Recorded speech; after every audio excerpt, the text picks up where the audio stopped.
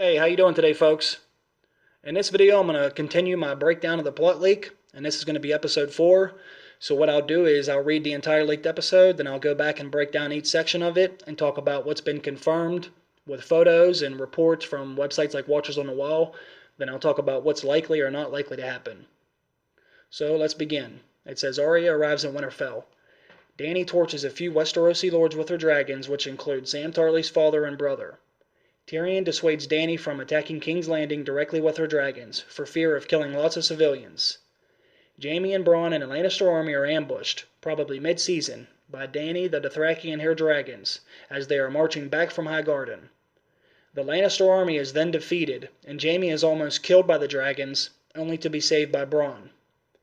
Jon realizes the only way to get Westeros to work together to fight the White Walkers is to get a live specimen of a White to show to everyone.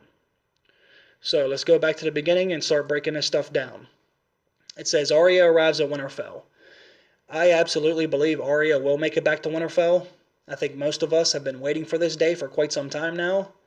Because personally, I got bored with her story in Bravos. To me, it felt like they were just treading water with her there, as they were setting up other stories, waiting for the right time to be able to bring Arya back into the mix. But thankfully, while she was there, she did learn how to defend herself and become a faceless assassin. So we last saw Arya at the Twins when she killed Walder Frey and his two sons. So she already has covered a lot of ground on her way back home, which is where she told Jack and Agar she was going. And with Arya's current location, I think it leaves her story with many possibilities and opportunities to go in several interesting directions.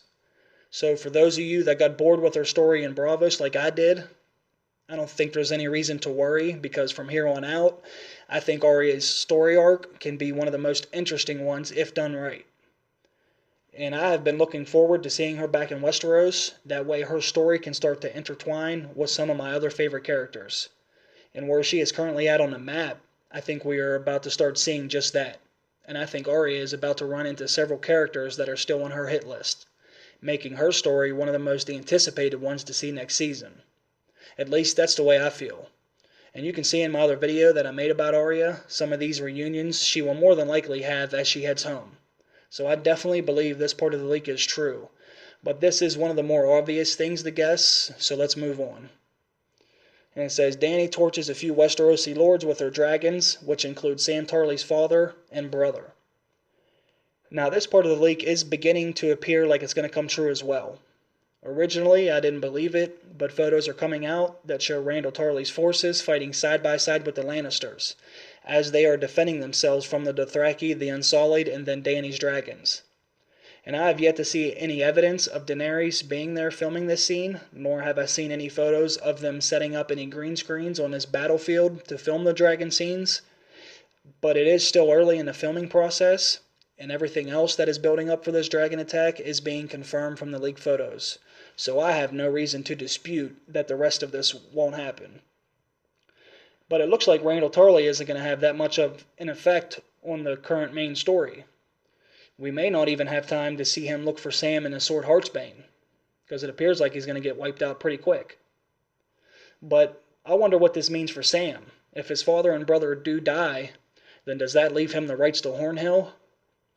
Now, I don't really see Sam living there, but I don't see him going back to Castle Black either. Once that wall comes down, Castle Black and the Night's Watch are going to cease to exist, which you can see in this other video I made about the two.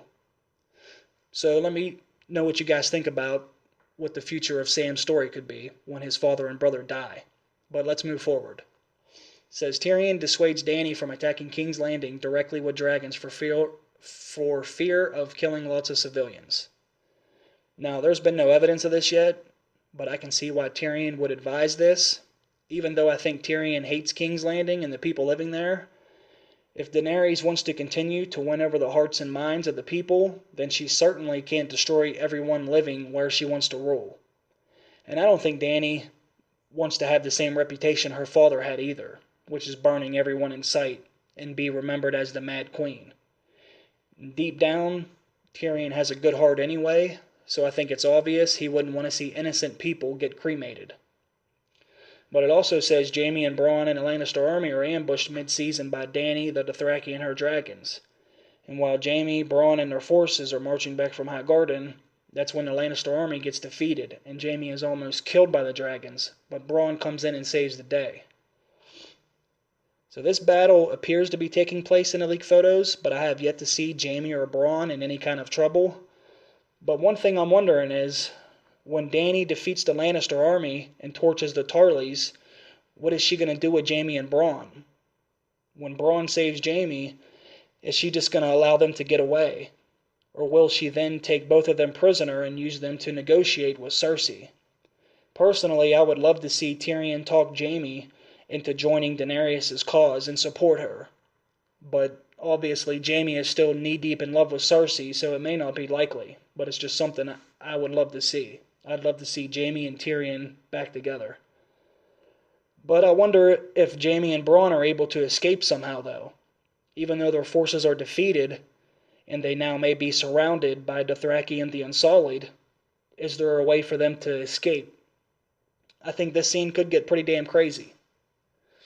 But let's go over the last part of this episode where it says Jon realizes the only way to get Westeros to work together to fight the White Walkers is to get a live specimen of a white to show to everyone.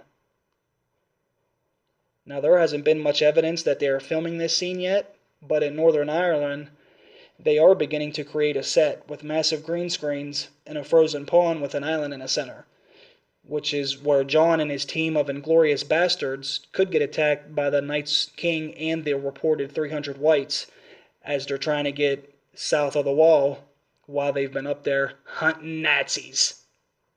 And I know this part of the leak got the most hate, it seems. People thought this was too unrealistic or too dangerous or too stupid, etc.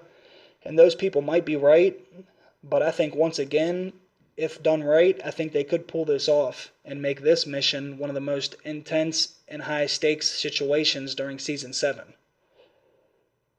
But one thing about this group of characters Jon's going to take with him, I think Gendry may actually be a liability.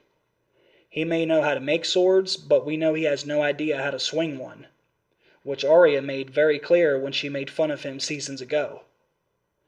So taking Gendry on his mission is pretty damn risky.